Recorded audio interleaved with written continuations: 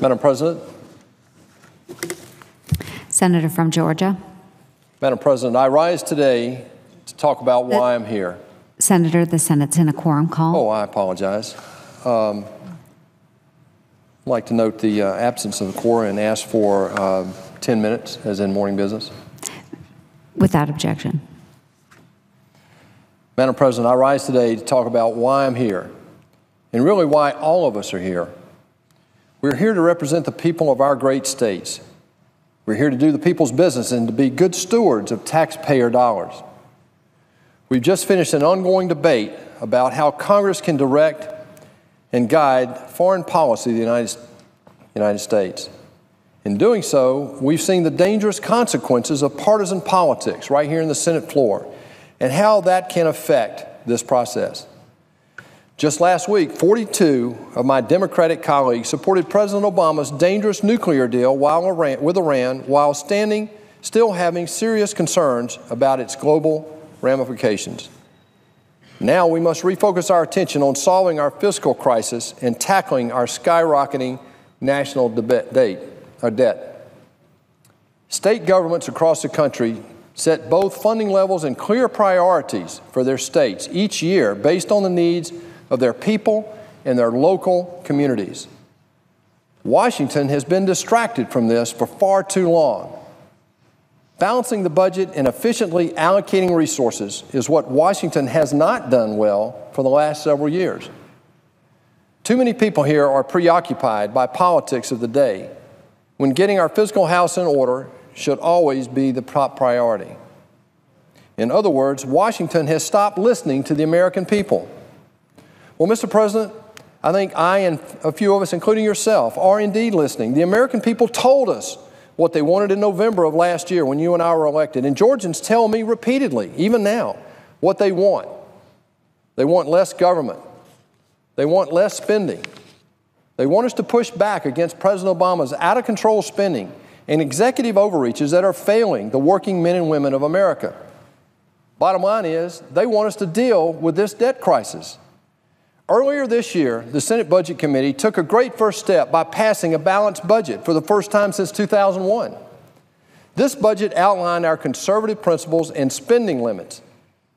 This budget spends $7 trillion less than the President's budget over the next 10 years.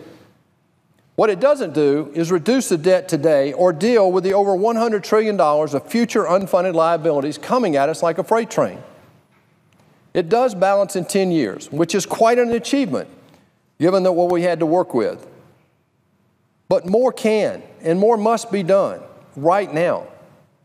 So I'm going to continue my focus on cutting wasteful spending and reducing federal expenditures with the goal of developing a long-term plan to pay down this out-of-control, massive $18 trillion of federal debt. In the last 6 years, Madam President, we spent $21.5 trillion funding our federal government. That's so large it's hard to comprehend. What I can understand is of that $21 trillion, $8 trillion was borrowed. We simply cannot continue going down this road. While one side wants tax increases, the other side wants spending cuts. In my experience, neither alone will solve the equation in its entirety. Growing our economy is the only real solution. Again, the budget is just the first step. We must put our conservative principles into action and work through the regular appropriations process to determine how we responsibly allocate federal funds.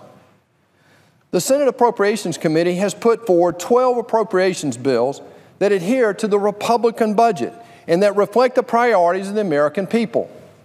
Overall, these bills are under the Budget Control Act caps that were put in place by Congress in 2011 to control spending. More importantly, they better prioritize taxpayer dollars to meet the goals of the American people. For example, these appropriation bills decrease spending on Obamacare and increase spending for border security. They end the EPA's Waters of the U.S. rule and stop the Obama administration of onerous greenhouse gas regulations. They also prohibit the NLRB from changing the rules of the game, like the ambush election rule and changing the joint employer relationship in order to prevent negative impacts to American workers and businesses. They subject the Consumer Financial Protection Bureau, the CFPB, to congressional oversight and eliminate hundreds of duplicative programs that have outlived their original mission. The list goes on and on.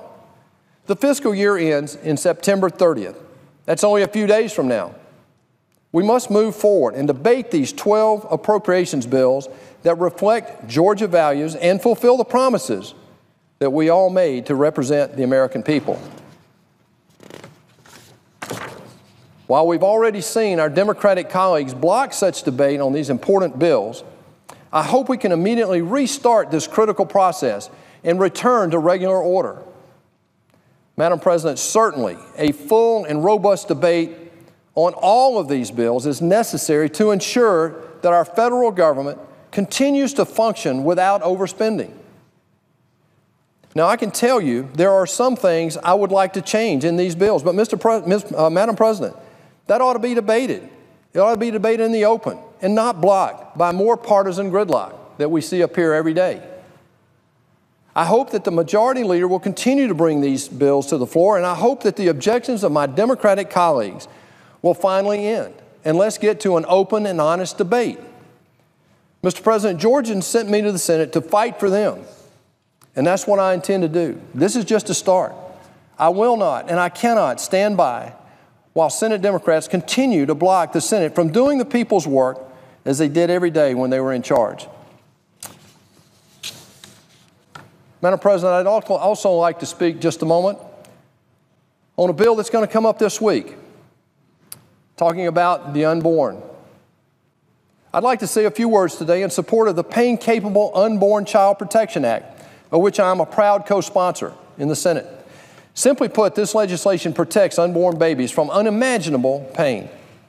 Every child is a blessing, and I'm incredibly fortunate God has blessed my wife and myself with 2 great boys and 3 grandsons. I will never forget the day we found out we were going to have our first child. It was life-changing. When the doctor gave us the exciting news, we were overjoyed, but at the same time, a bit overwhelmed. We were young, like most parents. We were going to become parents. We weren't going to have a baby. There's a difference. Like every expecting mother, my wife was glowing. She may not have felt great and maybe didn't think she was glowing, but I assure you she was. I'll never forget seeing our baby on the ultrasound for the first time and feeling him kick. And the day my first son was born, holding for the very first time, was one of the most incredible moments of my life. When the doctor told us we were going to have our second child, I was concerned we couldn't possibly love this second child as much as we did the first.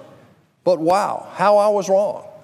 And then later in life, my wife and I have been blessed with 3 grandsons who are all great. There's no greater love than that of a parent. It can't be rivaled by love of a grandparent. Believe me, my 3 grandchildren know how to tug at my heartstrings. My children and grandchildren are why I'm here in the Senate, fighting for them and others like them, to have a better future for my fellow Georgians, for them, and all Americans. We live in the most compassionate country in the world, Madam President. We send food, clothing, and medicine all over the world to help save the underprivileged children and families who are struggling to find the basic things they need to survive. It's extremely troubling, therefore, that our country's compassion for life is absent here at home. Only 7 countries in the world allow parents to abort a baby after 5 months. Only 7. And that's not a list that America should aspire to be a part of. According to the Congressional Budget Office, over 10,000 unborn babies, 20 weeks or older, are killed in America every year.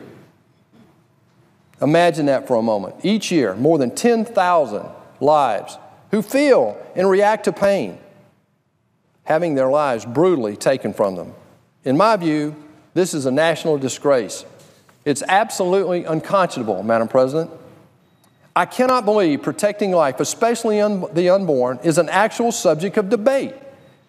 One would think this would be an issue of unity. But debate on this important legislation could not have come at a more urgent time. Recent gruesome videos describe the harvesting and selling of fetal organs and remind our nation just how barbaric the abortion industry has become. As a parent and now a grandparent, it's difficult to imagine that something so horrific can happen in a country as compassionate is America. Our nation must promote a culture that values all life. We must protect the innocent and the most vulnerable among us, especially the unborn. Madam President, we can protect unborn babies from unimaginable pain. We can protect life. That's why I support this legislation. That's why I co-sponsored it, and I urge my colleagues to take it very seriously. Madam President, I yield my time back and note the absence of